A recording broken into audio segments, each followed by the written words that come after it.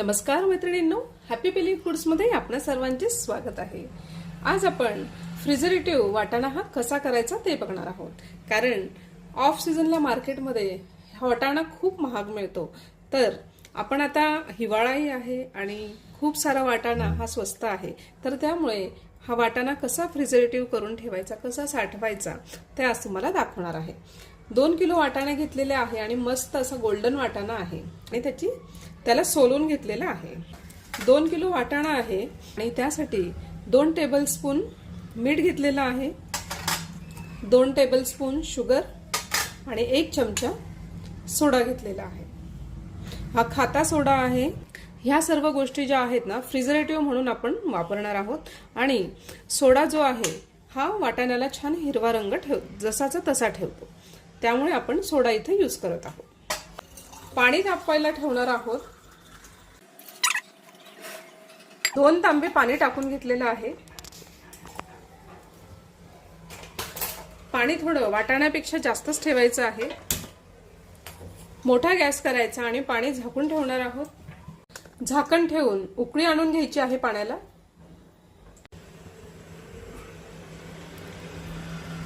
आता पाण्याला छान उकळी आलेली आहे आणि त्याच्यामध्ये आपण वाटाणा टाकूया। त्याच्यामध्ये 2 टेबलस्पून मीठ घालणार आहोत। 1 किलो वाटाणे असेल तर 1 टेबलस्पून घाला। साखर घालायची आहे 2 टेबलस्पून। 1 टेबलस्पून सोडा घालायचा आहे। मिक्स करून घ्यायचं आहे आणि जेव्हा पूर्ण वाटाणे वर तरंगायला लागतील ना तोपर्यंत त्याला उकळी काढून घेऊया। जोपर्यंत वाटाणे असे पूर्णतः वर येत नाही तोपर्यंत आपण आता एका बाजूला बर्फ टाकणार आहोत एका बाउलमध्ये। आता हिवाळ्याचा जरा बर्फ लावत नाही, त्यामुळे मी सकाळीच भांड्यामध्ये बर्फ लावून ठेवला होता। थोडंसं पाणी टाकायचं।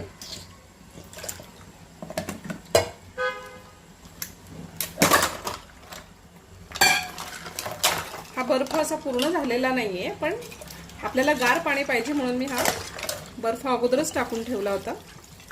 तुम्ही पूर्ण एक ट्रे जरी घेतला ना तरी चालेल बर्फाचा। आणि त्याच्यामध्ये पाणी टाकूया थोडंसं। वाटाणे 5 मिनिटात सर्व वर आलेले आहेत। 5 ते 7 मिनिट एवढा इथपर्यंत शिजवायचा आहे आपल्याला, म्हणजे असं पूर्णतः वर आला पाहिजे। आणि तुम्ही बघू शकत आहात त्याचा रंगही छान मस्त हिरवा दिसत आहे। मार्केटमध्ये जो वाटाणा मिळतो ना त्याच्यात रंग टाकलेला असतो। आणि आता हा बघा आपला होममेड आणि किती सुंदर आहे। अजिबात कलर वगैरे काही टाकला नाही, फक्त सोडा, त्याचा रंग टिकून राहावा म्हणून थोडा सोडा आपण टाकलेला आहे। आणि आता असं याच्या गाळणीच्या साहाय्याने काढायचं आहे आणि आपण गार पाण्यामध्ये याला टाकणार आहोत। तर या संपूर्ण गार पाण्यामध्ये याला टाकून घेऊयात। गॅसची फ्लेम बंद करूयात। संपूर्ण वाटाणा याच्यामध्ये काढून घेऊयात। आता संपूर्ण वाटाणा याच्यामध्ये टाकून घेतलेला आहे आपण गार पाण्यामध्ये आणि याला असाच 5 मिनिटं ठेवूयात। असा गार झाला ना की त्याला सुरकुत्या पडल्यासारखं होतं आणि मग मस्त एका झिपलॉक बॅग मध्ये पॅक करून ठेवायचं आहे। या झिपलॉक बॅग मी मागवल्या होत्या अशा, तुम्ही बघू शकत असाल की खूप मोठी साईज आहे बॅगेची। झिपलॉक बॅग आहे, डबल केलेली आहे मी। तुम्ही बघू शकत असाल ह्या अशा अमेझॉन किंवा मिशो वगैरे इथं मिळतात। तर ह्या बॅग खूप सेफ असतात। असं फ्रिजरेटिव्ह काही आपण जे बनवून ठेवतो ना असं त्याला झिप असतं आणि खूप छान ह्या बॅग आहेत आणि व्यवस्थितही फ्रीजर मध्ये तुम्ही याला ठेवू शकता। तर ह्या गाळणीमध्ये काय करूयात, गाळून घेऊयात वाटाणे जे आहेत ना। आता वाटाणा हा 5 मिनिटं आपण ठेवलेला होता याच्यामध्ये आणि आता याच्यात टाकूयात, म्हणजे पाणी आपलं इकडे तिकडे हे होणार नाही। संपूर्ण पाणी निथळून घ्यायचं आहे, असं गाळणीमध्ये ठेवायचं आहे। पूर्ण पाणी निथरलं की मग झिपलॉक बॅग मध्ये ठेवायचं कसं ते तुम्हाला दाखवते। वाटाणे गार झालेले आहेत आणि आता झिपलॉक बॅग मध्ये ठेवूयात। तुमच्याकडे जर झिपलॉक बॅग नसेल तर आपण किराणा भरतो ना तर 50 mm च्या ज्या बॅग असतात त्याच्यात जरी भरलं ना हा वाटाणा साधारणतः तुम्ही वर्षभर सुद्धा टिकवून ठेवू शकतात. तर आपण काय करायचं, पूर्ण हे असं याच्यामध्ये टाकून घ्यायचं आहे आणि ही झीप लावून घ्यायची. थोडी एअर असेल तर काढून घ्या, थोडी एअर असेल तर काढून घ्यायची आहे.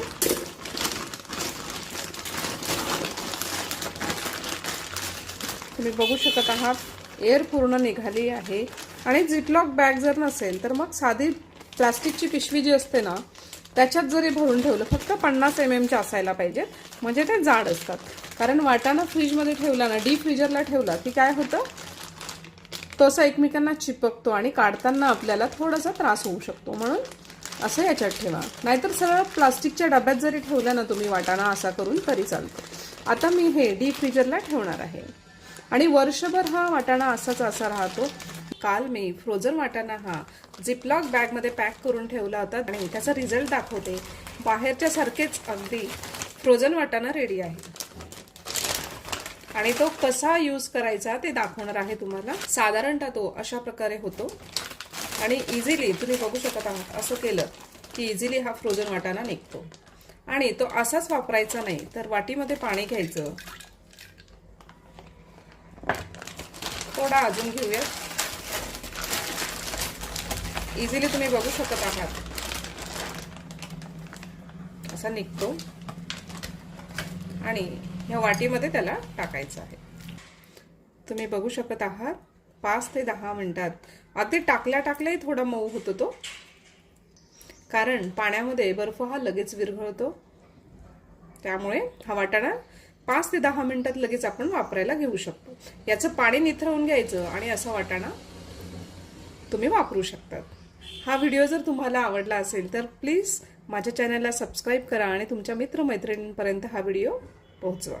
व्हिडिओ बघितल्याबद्दल धन्यवाद.